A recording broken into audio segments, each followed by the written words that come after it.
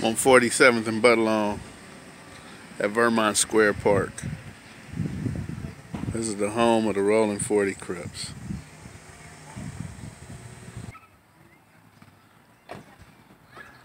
Down the street here from Budlong, Normandy Avenue.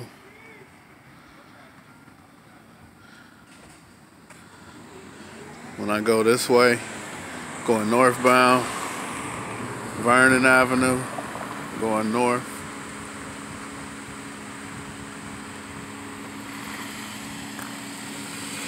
And then when I go eastbound from Budlong, there's going to be a street, Vermont. And Vermont is going to be the cutoff. That's where these cars are coming from. When I get to Vermont, that's over with. By the time I get on the other side of this big building right here, this library, there's a whole nother neighborhood about 2-3 blocks down. That whole other neighborhood, even though they're Crips, they don't get along with this park. They don't get along with the Rolling 40s.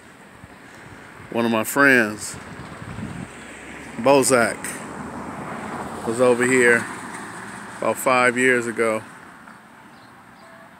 hanging out. He's a peacemaker, and he got shot 20-something times because there's two other communities that don't get along with this park.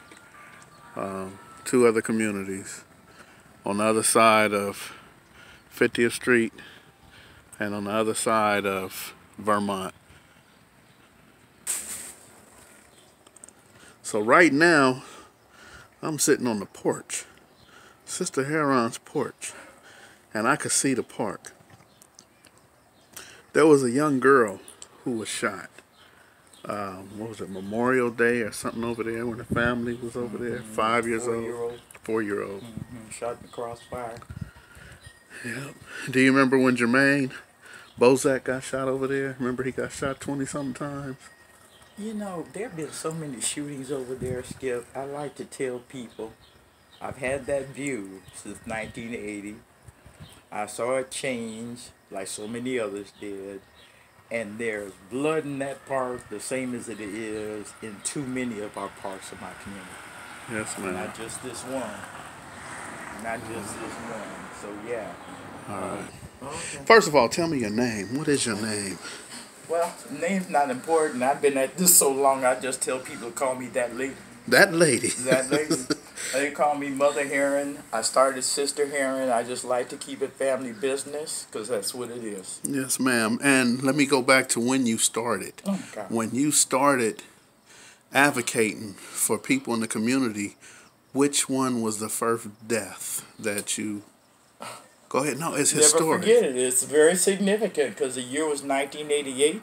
I claim that as my rebirth year. And a 13-year-old child named Jamie Finney, daughter of Charlotte Austin Jordan, was killed in a gangland murder in broad daylight. Right. And she was friends to our daughter.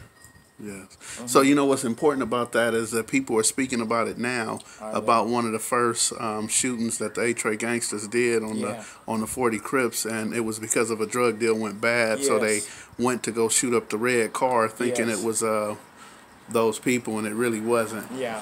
So that's when you got started. I appreciate that, sister. But as you said, this park right here has a lot of blood shed, but... Well, the sad truth, let me put a pin in it, because I believe just a year or a few months before Jamie was killed, a 15-year-old was killed in this park. Wow. He was in the park with two of his 18-year-old friends. Sorry to say they were smoking sherms when the shooters ambushed them from my neighbor's porch. Right. That's why my neighbor has a fence around the yard right now. But they killed a 15-year-old over here in the park at night. So that was the first technical killing on the block that I was aware of. Right. And that was, you know, same time that Charlotte's daughter was killed.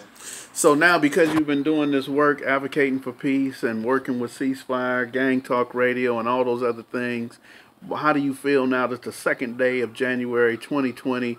Is there anything you want to say to the people? Is there any anger, frustration, any bitterness? Do you see a change? Do you want to change?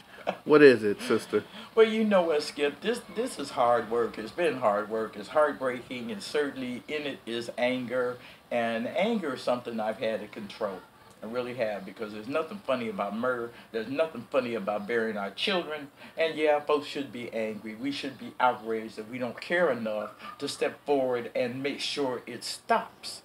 See, that's my message for 2020.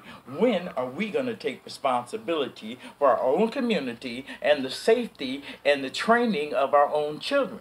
See, because in 2019, I just see a lot of pajama-wearing, angry young people, so angry they got no conversation for you, just rage.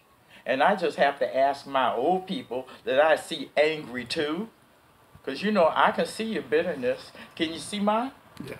I can see your bitterness, old people. See, so you're not hiding anything. And everybody that keeps looking at these kids, if they're behind, are missing the whole point. They're missing the whole point. You don't need to look at the behinds. You need to check the face. Right. Find out where their head is. Find out where their spirit is. Find out if they have a spirit. Find out if they know what faith is. The problem is you want to isolate yourself.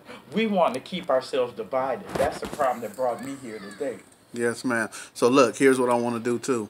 I want to tell my favorite Jimbo story. Tell it. So no, I want you to tell it. Oh my God! I want you to tell it. I want you to tell it how you met Jimbo and how I was able to get that picture of you and Jimbo. What happened that day? And even though we're in a different neighborhood, man, but you were over there helping me to clean up the community. Well, see, because it's family business. People don't understand. You know, we're burying our nephews. We don't even know who our kinfolk are because slavery saw to that. Right. So you may be killing your stepbrother. You just don't even know. But Jimbo, that was in the community spirit and fellowship, and God blessed me to run into him that day with his hard head. Man, I thought we might lose some folks. But what was Jimbo doing that day? So people don't know. What was he about to do? He was going to kill a young man. He was going to kill him